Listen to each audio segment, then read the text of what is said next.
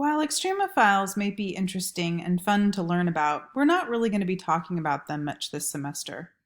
The reason is because this is an infectious disease course. And by definition, extremophiles grow in environments that we consider extreme. So they wouldn't be infecting us. Instead, I want to talk a little bit more about microbial diversity that has led to the different types of organisms that can infect us, and that we'll be talking about this semester.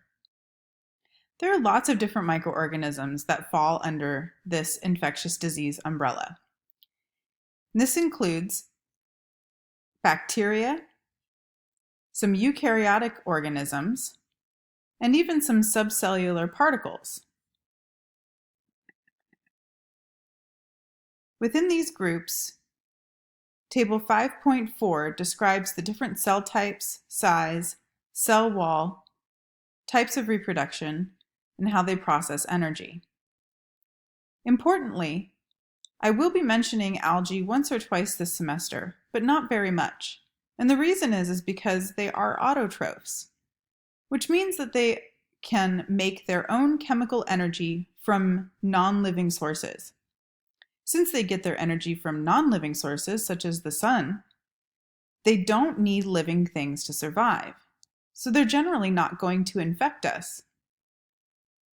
However, many of these other groups, the fungi, protozoa, bacteria, and of course viruses, and also the prions, are heterotrophs, or obligate parasites, and require other living things for survival. Sometimes those other living things are us. Let's talk a little bit about this microbial diversity. Remember that many of these things you cannot see with the naked eye. Most microorganisms have to be viewed with a light microscope or even an electron microscope. There are a few infectious organisms, like helminths, such as tapeworms or flukes, and some molds that we can see with the naked eye. But many of the microorganisms, like bacteria, fungi, protozoa, and others, require a light microscope. However, also remember that there are almost no viruses that can be seen with even a light microscope. They are in fact so small that they require an electron microscope to see, much like other molecules of organisms today. The first category of microorganisms I want to go over are the prions. Prions are a fairly new discovery, only recognized in the last few decades. In fact, they were recognized by Stanley Prusiner of Stanford University. He won the Nobel Prize for the discovery of these infectious agents. What makes these infectious agents so unique is they are single molecules. And these single molecules are made of proteins and can replicate inside our bodies and cause disease. That's in fact where their name comes from, proteinaceous infectious particles, prions.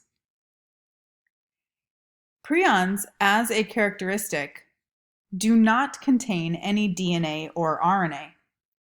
And because they don't have any DNA or RNA, it was very hard for scientists to believe that they had the capacity to replicate. We're going to talk about their unique ability to replicate later on this semester. But it is true, they are single molecules that can replicate without DNA or RNA as their molecule of inheritance. Prions do exist naturally inside your brain. However, when they change shape, they become this infectious version that can replicate and cause disease. The disease that prions cause is probably best known as mad cow disease. This can eventually lead to dementia and death in humans. A second type of molecular particle that causes disease are viruses.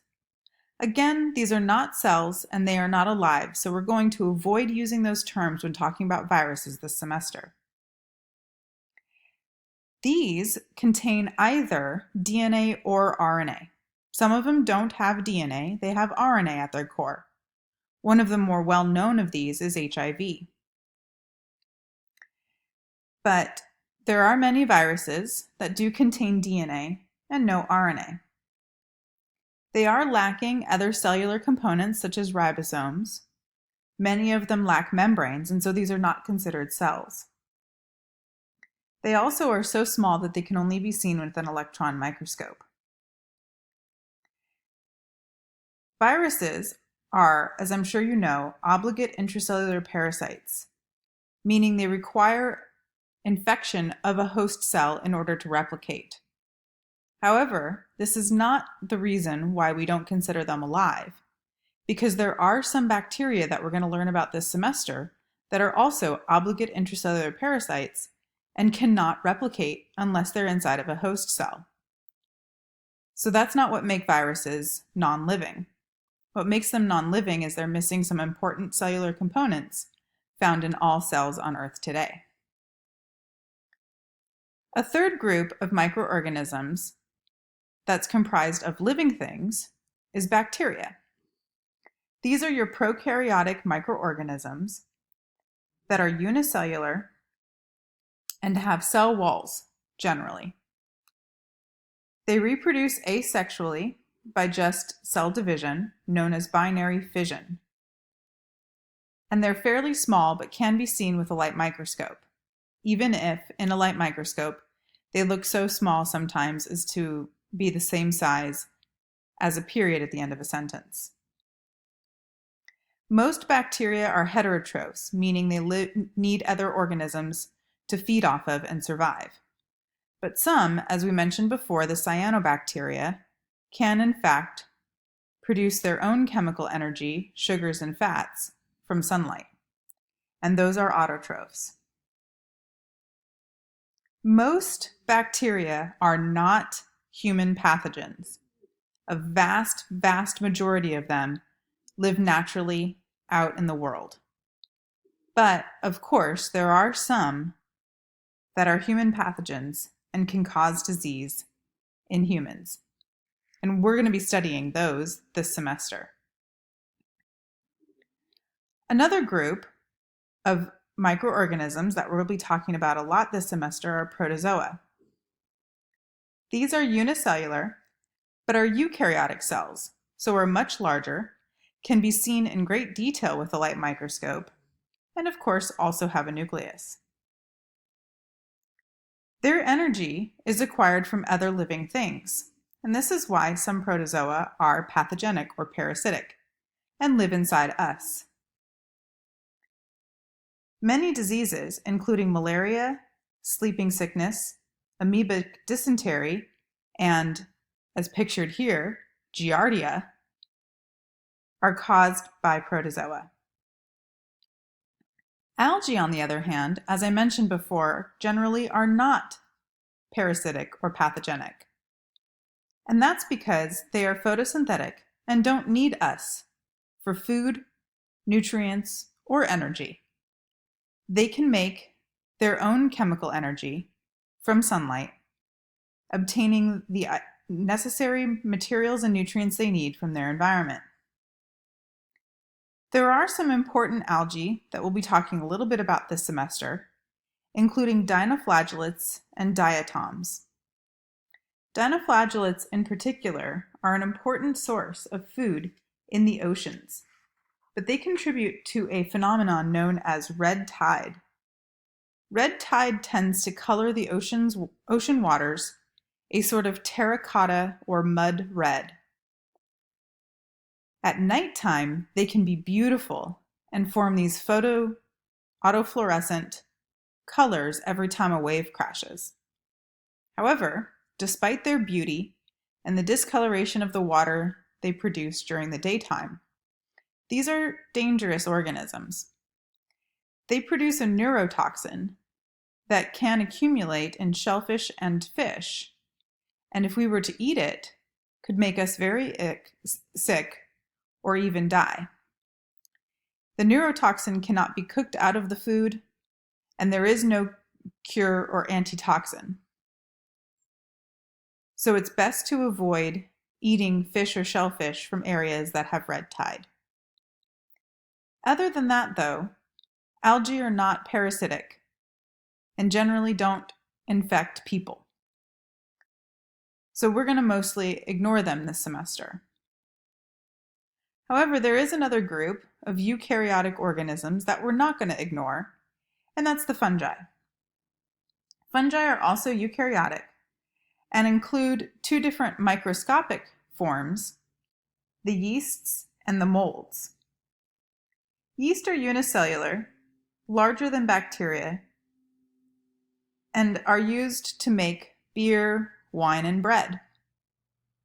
Mold is, I'm sure, what you've seen on food if you've ever left it out, fruit and things. And these are a different type of fungi.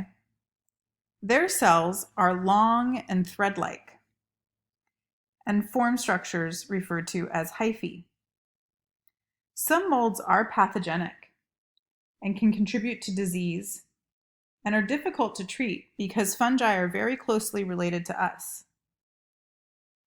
Thankfully, most fungi do not infect healthy people. Athlete's foot is one exception to this, but generally, most fungi only infect people when their immune systems are weak.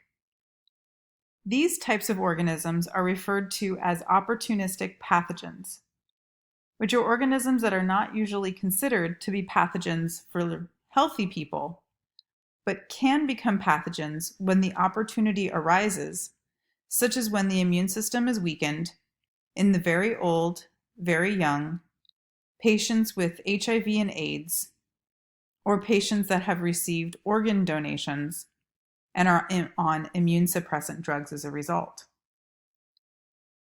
There are lots of different fungi that I'm sure you're familiar with, including a lot of different mushrooms and bracket fungi that you see here. But again, most of these grow on dead logs, and so fungi generally wait for organisms to die before they infect and grow. They generally do not infect and grow on healthy living specimens. Well, that's it for Chapter 5. I hope you enjoyed learning about the diversity of microorganisms and are getting excited about learning about the different kinds of microbes that cause infectious disease that we'll be learning about this semester.